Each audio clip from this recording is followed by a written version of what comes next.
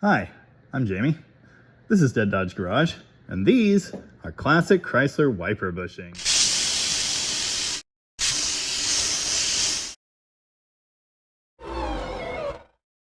This is our 78 Trail Duster project. It's a pretty awesome truck. We got it running very easily, and then took it out in the field and got it muddy and such. But one problem we noticed is a complete lack of functioning wipers. That's actually not true. The passenger side worked. This one moved like 2 inches and then the linkage fell apart. The wiper linkage falling apart on these Dodge trucks is a very common problem. It's something I've had to fix a handful of times over the years, and I thought this time I'd document the process since it applies to all Dodge trucks from 72 to 93. Someone somewhere may find this useful. Now the wiper linkage bushings look like this.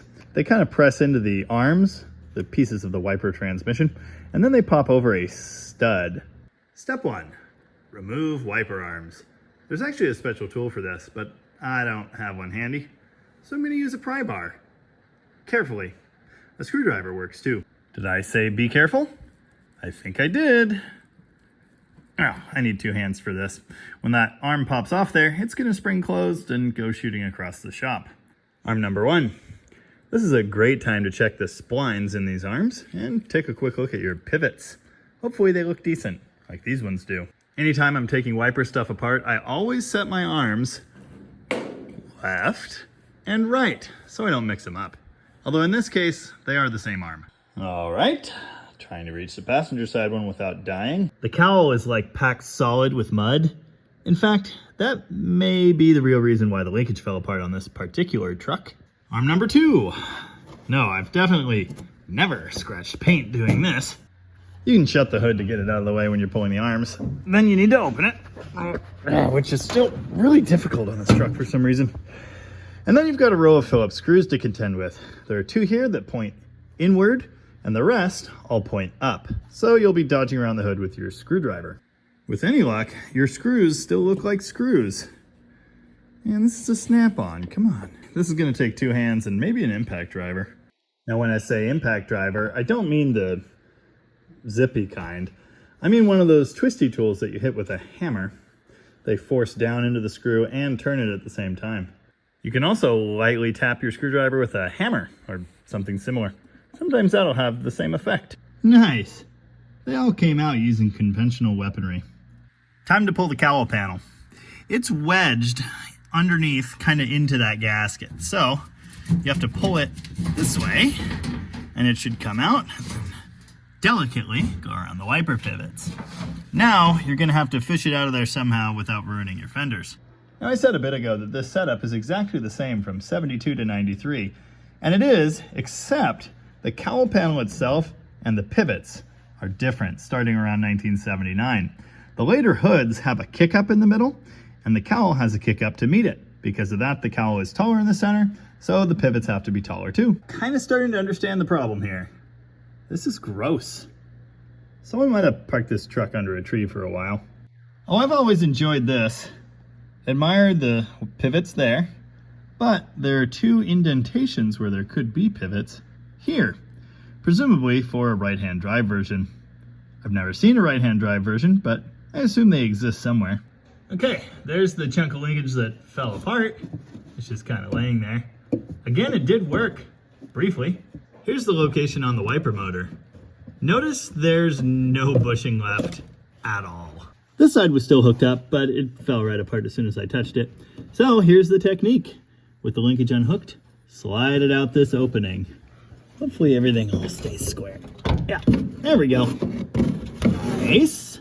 Now get yourself a Tom to vacuum out all the horrible debris while you rebuild the linkage. Yeah, if your cowl looks like this inside, you're gonna wanna go ahead and clean it. Now note how this is put together and how you pulled it out. Hopefully the 2 pieces of your linkage hung together like these did. Otherwise, this might be a little more confusing, but note the shapes there. When you put your linkage back together, make it look like that. The linkage sits this way on the 2 pivots, so these bushings come in from that way. This sits on the motor at this angle, so this bushing comes in from that way, and as you can see, that one goes that way. So it's pretty easy to get this mixed up, crooked, and wrong. If If you do still have a bushing hanging on, take it apart. It's not too hard, especially when they're disintegrating like that. But I do need more hands. Some magic spray of one kind or another makes installation much easier. And here's how I install them. Find a socket that'll fit over the bushing, line it up in there correctly, squish them together in the vise. You can also use pliers, but this applies pressure a little more evenly. Ta-da! Make sure the bushing's fully seated and you can see that edge around the metal arm. It should look like that. Now we'll just do it 3 more times and try not to press any in backwards. All right, 4 bushings installed. Now comes the fun part.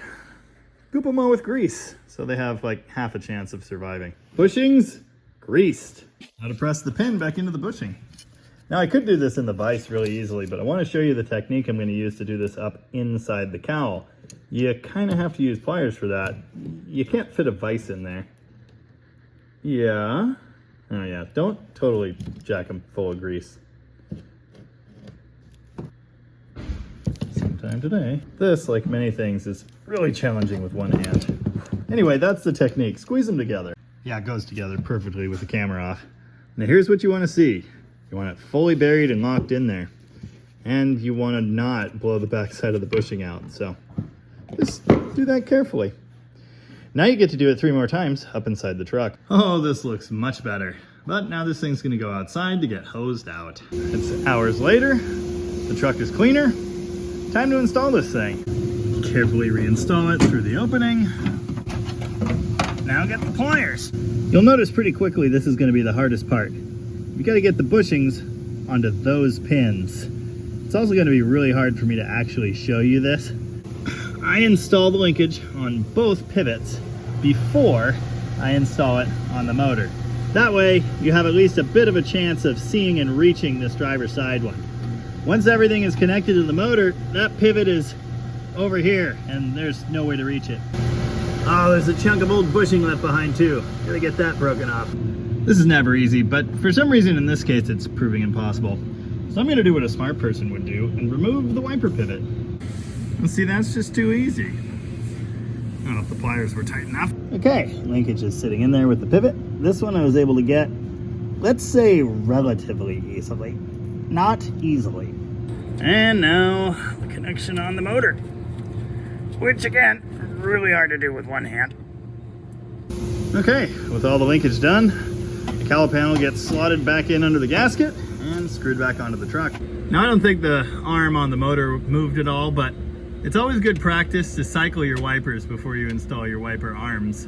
Otherwise, you know, they could be stuck halfway up or something, and you'll end up jamming your wipers through the cowl, which is not what you want.